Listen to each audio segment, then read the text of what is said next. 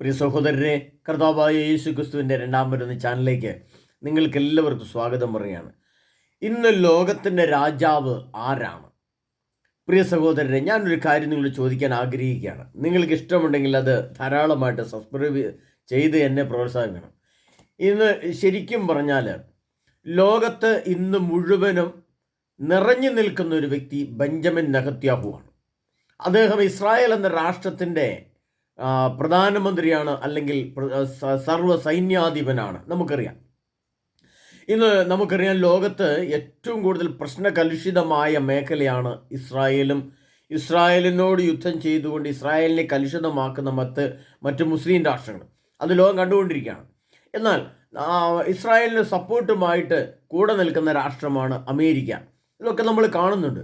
എന്നാൽ ലോകം മുഴുവനും, ലോകത്തിൻ്റെ വാർത്താ മാധ്യമങ്ങളിൽ ലോകത്തിൻ്റെ കണ്ണുകൾ നിറഞ്ഞു നിൽക്കുന്ന ഒരേ ഒരു രാജാവ്, ഒരേ ഒരു വ്യക്തി, അത് ബെഞ്ചമിൻ നെഹത്യാഹുവാണ്.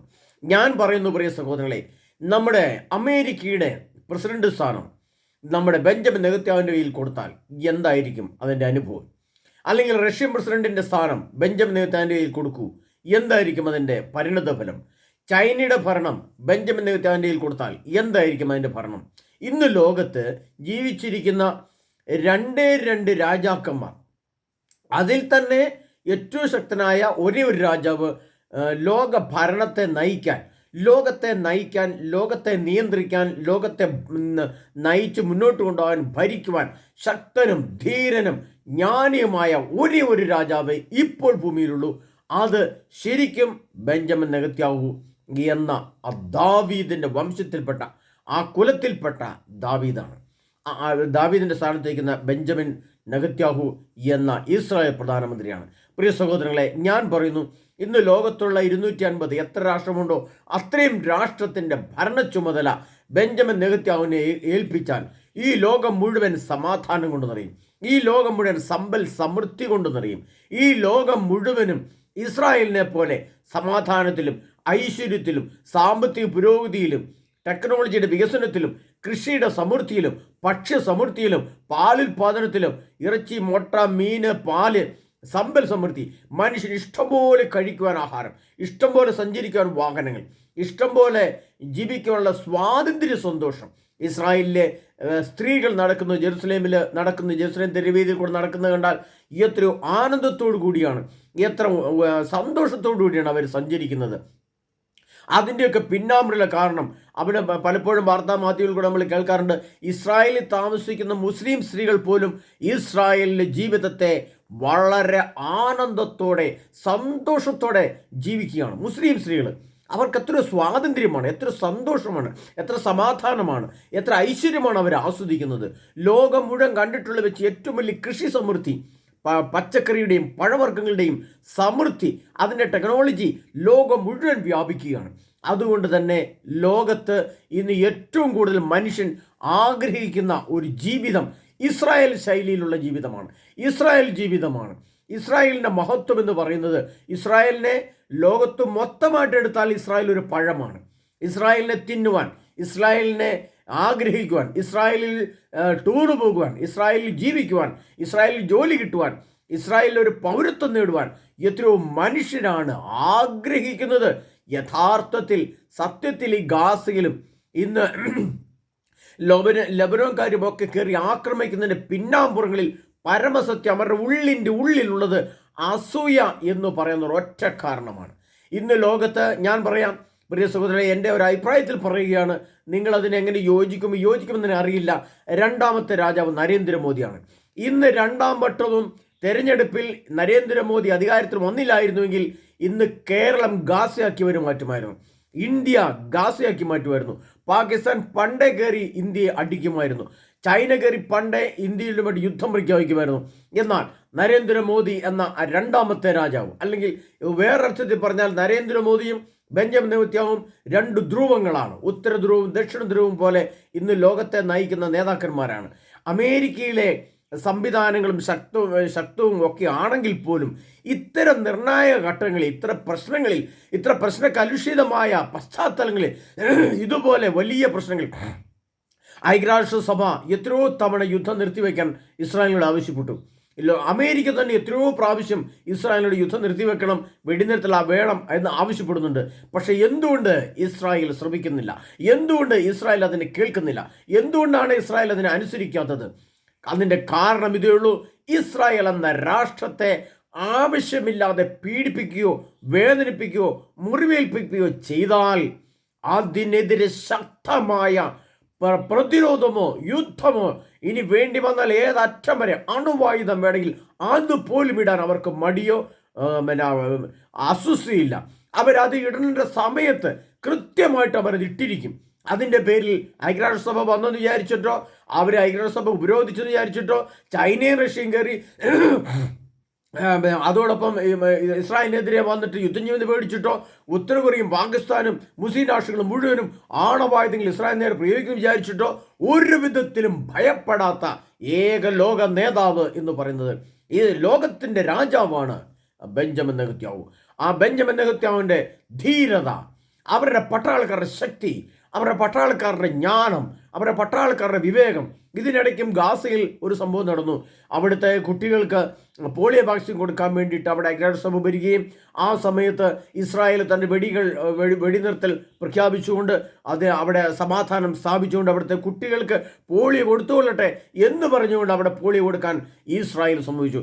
അതേ സ്ഥാനത്ത് പ്രിയപ്പെട്ടവരെ, തിരിച്ച് ഇസ്രായേലിലേക്ക് ഒരു യുദ്ധം വന്നുകൊണ്ടിരിക്കുന്ന സമയത്ത് ഇസ്രായേലിലെ കുട്ടികൾക്ക് പോളിയോ കൊടുക്കാനാണ് നാളെ യുദ്ധം, പാടില്ല, ഇങ്ങോട്ട് മിസൈൽ വിടരുതെന്ന് പറഞ്ഞാൽ ഈ കാണുന്ന മുസ്ലിം രാഷ്ട്രങ്ങൾ ആ സമയത്ത് തന്നെയായിരിക്കും അവർ മിസൈൽ ഇട്ടുകൊണ്ട് അവിടുത്തെ കുട്ടികളെ കൊല്ലാൻ വേണ്ടി ഉപയോഗിക്കുന്നത്. എന്നാൽ ഇസ്രായേലിന് നീതിബോധം, അതുകൊണ്ടാണ് ഞാൻ ഒരിക്കൽ പറഞ്ഞിട്ടുണ്ട്, ഇസ്രായേൽ എന്ന രാഷ്ട്രത്തിൽ നിന്നാണ് ലോകത്ത് മുഴുവൻ നീതി ഒഴുകിയിറങ്ങുന്നത്. ഇസ്രായേൽ എന്ന രാഷ്ട്രത്തിൽ നിന്നാണ് സത്യസന്ധത ലോകത്ത് മുഴുവൻ പ്രഖ്യാപിക്കപ്പെടുന്നത്. ഇസ്രായേൽ എന്ന രാഷ്ട്രത്തിൽ നിന്നാണ് യഥാർത്ഥ ദൈവിക നിയമങ്ങൾ ലോകത്ത് പ്രഖ്യാപിക്കപ്പെട്ടിട്ടുള്ളത്. അവിടെ നിന്നാണ് പഴയ നിയമ ഗ്രന്ഥങ്ങളിൽ നിന്ന് വന്നിരിക്കുന്ന ദൈവത്തിൻ്റെ പ്രമാണങ്ങൾ, അത് കഴിഞ്ഞ് യേശു ക്രിസ്തു വഴി ലോകത്ത് വന്നിരിക്കുന്ന ആ നിയമങ്ങൾ, അതിന് ദൈവത്തിൻ്റെ സ്വർഗീയ മഹത്വത്തിൽ ചേരുവാനുള്ള ആ നിത്യത നൽകാമെന്ന് പറഞ്ഞുകൊണ്ട് വന്നിരിക്കുന്ന ആ മഹത്വം, ആ നിത്യതയെക്കുറിച്ച് പ്രതീക്ഷിച്ചുകൊണ്ട് വിശുദ്ധിയോടെ, സ്നേഹത്തോടെ, സഹവർത്തിത്തോടെ, സാന്ത്വനത്തോടെ, പ്രത്യാശയോടെ ജീവിക്കുന്ന ഒരു ജനസമൂഹത്തെ ഈ ലോകത്ത് രൂപപ്പെടുത്തിയെടുത്തിട്ടുണ്ടെങ്കിൽ അതിൻ്റെ പിന്നാമ്പുറങ്ങളിൽ ഇസ്രായേൽ എന്ന രാഷ്ട്രമെന്ന ആ പരമസത്യമാണ്. അതുകൊണ്ട് തന്നെ ലോകത്തിൻ്റെ രാജാവ് എന്ന് പറയുന്നത് ബെഞ്ചമിൻ നെഹത്യാവാണ്. അല്ലെങ്കിൽ രണ്ടാമത്തെ രാജാവ് നമ്മുടെ പ്രധാനമന്ത്രി നരേന്ദ്രമോദിയാണ്. എന്തുകൊണ്ടാണ് ഇന്ത്യയെ ചേർത്ത് പിടിക്കുവാൻ അമേരിക്കൻ ഭരണകൂടം ഇത്ര തത്രപ്പെടുന്നത്? എന്തുകൊണ്ടാണ് ഇന്ത്യ എന്ന രാഷ്ട്രത്തെ ഇസ്രായേൽ ബഹുമാനിക്കുന്നത്? എന്തുകൊണ്ടാണ് ഇസ്രായേൽ എന്ന രാഷ്ട്രത്തോട് ഇന്ത്യ ചേർന്ന് നിൽക്കുന്നത്? അതിൻ്റെ എല്ലാം ഉള്ളുകള്ളി ഇസ്രായേലിൻ്റെ രാഷ്ട്രത്തിൻ്റെ ധീരതയുടെ മുമ്പിൽ ഒരു രാഷ്ട്രവും നിൽക്കില്ല പ്രിയപ്പെട്ടവരെ.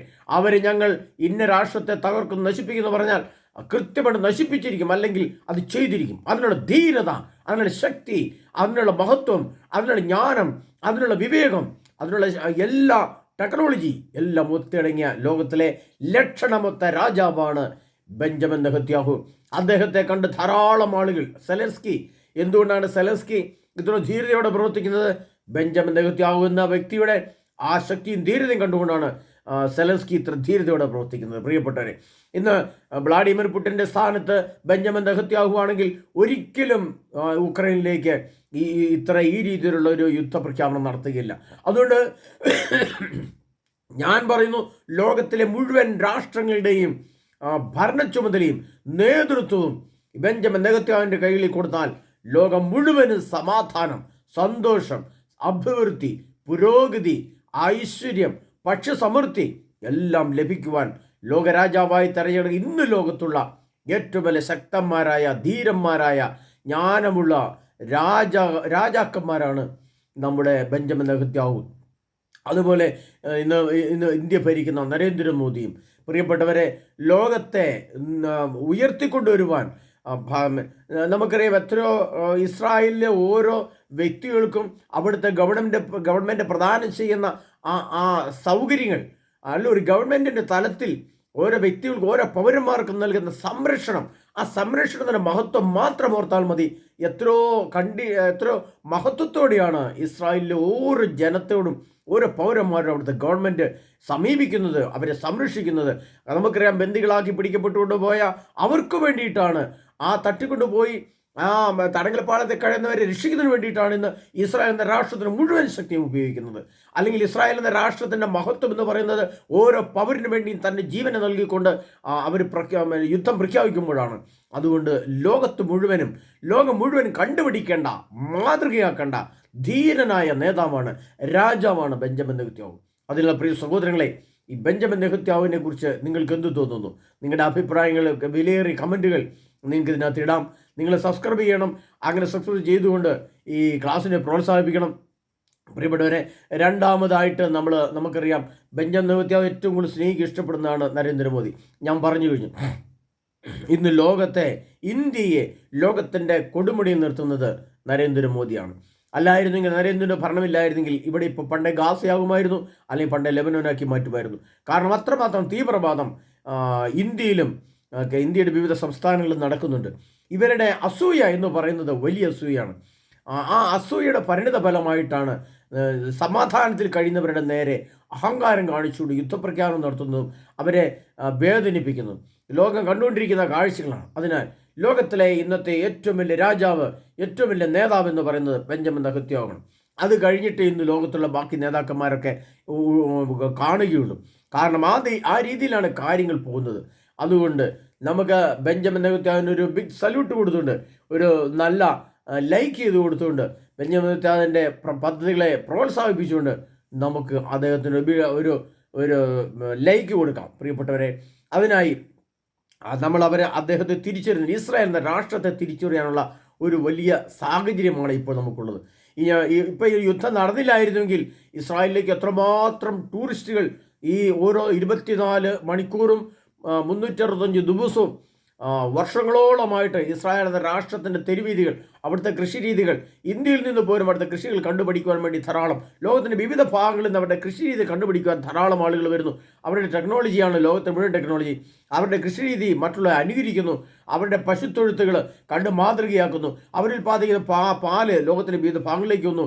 അവരുടെ പഴച്ചാറുകൾ, അവരുടെ പഴങ്ങൾ, അവരുടെ കൃഷി രീതികൾ, അവരുടെ മാംസാദി മാർക്കറ്റുകൾ എത്ര വൃത്തിയുള്ളതാണ്, എത്ര ശക്തമാണ്, എത്ര മനോഹരമാണത് കാണാൻ. അങ്ങനെ സമൃദ്ധിയിലേക്ക് വരുന്ന ഐശ്വര്യത്തിൻ്റെ കൊണ്ടുമുട്ടിയായിട്ട് മാറുന്ന, ലോകം കണ്ടിട്ടുള്ള വെച്ച് ഏറ്റവും വലിയ കുഞ്ഞു രാഷ്ട്രമെങ്കിൽ ലോകം കണ്ടിൽ വെച്ച് ഏറ്റവും വലിയ മഹത്വമുള്ള രാഷ്ട്രമായി ഇസ്രായേൽ എന്ന രാഷ്ട്രം, യഹൂദ രാഷ്ട്രം മാറുന്നു എന്ന് കണ്ടതിൻ്റെ അസൂയയുടെ പുറത്ത് മാത്രമാണ് ഈ യുദ്ധം ഇസ്രായേലിനോട് ചെയ്തത്. അതിൻ്റെ വേദന അനുഭവിച്ചേ പറ്റൂ. ഇസ്രായേൽ എന്ന രാഷ്ട്രത്തെ നോവിക്കുന്നവർ സർവശക്തനായ ദൈവത്തെയാണ് വേദനിപ്പിക്കുന്നത് മനസ്സിലാക്കിക്കൊണ്ട് ഈ യുദ്ധത്തിൽ പിന്തിരിയുന്നവർക്ക് സമാധാനത്തോടെ ജീവിക്കാം. അതല്ലാതെ ദൈവത്തെ വേദനിപ്പിക്കുവാൻ ഇറങ്ങി പുറപ്പെട്ട പ്രിയപ്പെട്ടവരെ ദൈവം അവരെ നശിപ്പിച്ചിരിക്കും.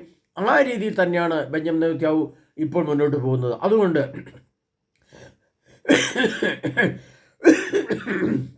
പ്രിയ സഹോദരങ്ങളെ, ബെഞ്ചമിൻ നെഹത്യാവിൻ്റെ ഇപ്പോഴത്തെ ധീരതയോടുള്ള പ്രവൃത്തിക്ക് നമുക്ക് വീണ്ടും അദ്ദേഹത്തെ അഭിനന്ദിച്ചുകൊണ്ട്, നമുക്കെല്ലാവർക്കും യുദ്ധങ്ങൾ അവസാനിക്കാൻ കാര്യങ്ങളൊക്കെ ആണെങ്കിലും മറ്റുള്ളവരുടെ വേദന കാണുമ്പോൾ അവർക്കും സങ്കടമുണ്ട്. അവരെപ്പോലെ നീതിബോധമുള്ളവർ ഈ ലോകത്ത് ആരാണുള്ളത്? ലെബനോനിലെ ജനങ്ങളോട് മാറിക്കോ, നിങ്ങൾ ഇത്ര സമയത്തുള്ളിൽ മാറിക്കോ. ഞങ്ങൾ ലെബനോൻ ജനതയോടല്ല യുദ്ധം ചെയ്യുന്നത്, മറിച്ച് അവിടുത്തെ തീവ്രവാദികളോട് യുദ്ധം ചെയ്യുന്നു പറഞ്ഞുകൊണ്ട് ബെഞ്ചമിൻ നെഹത്യാവ് പ്രവർത്തിക്കുമ്പോൾ അവരുടെ നീതിബോധം ലോകം കണ്ട് അത്ഭുതപ്പെടുകയാണ്. എത്ര നീതിയാണ് അവരിലുള്ളത്. സാധാരണ ജനങ്ങൾ മരിക്കുന്നത് കാണുമ്പോൾ അവർക്ക് ഒരുപാട് വിഷമമുണ്ട്. പക്ഷേ സാധാരണ ജനങ്ങളെ മറയാക്കിക്കൊണ്ട് അതിൻ്റെ പിന്നിൽ തീവ്രവാദം ഒളിച്ചിരുന്ന് പ്രവർത്തിക്കുമ്പോൾ അവർക്ക് അവരുടെ നീതി പ്രഖ്യാപിക്കാതിരിക്കാനും വയ്യ. അങ്ങനെ ധർമ്മസങ്കടത്തിൽ നിൽക്കുമ്പോഴും നീതി പ്രവർത്തിച്ചുകൊണ്ട് അനീതിയെ തുടച്ചു മാറ്റുന്ന ബെഞ്ചമിൻ നെഹത്യാവിനെ ദൈവൻ കാൽക്കട്ടെ. ഇസ്രായേൽ എന്ന രാഷ്ട്രത്തെ ദൈവൻ രക്ഷിക്കട്ടെ എന്ന് പ്രാർത്ഥിച്ചുകൊണ്ട് ആമേൻ.